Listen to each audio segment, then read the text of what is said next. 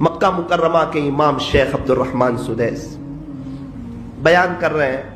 بیان کرتے کرتے ایک واقعہ سنایا جس کا خلاصہ یہ فرمایا کہ ایک 10 سال کا بچہ تھا.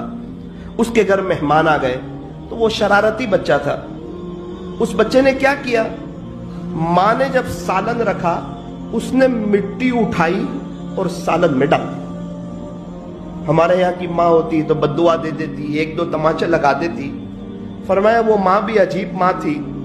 اس ماں نے اس وقت بددعا نہیں دی، اس 10 سال کے شرارتی بچے کو بددعا نہیں دی، اور بڑے پیار سے کہا بیٹا مہمان آ گئے، کھانا تیار تھا اور تو نے سالن میں مٹی ڈال کے پورا سالن ہی خراب کر دیا.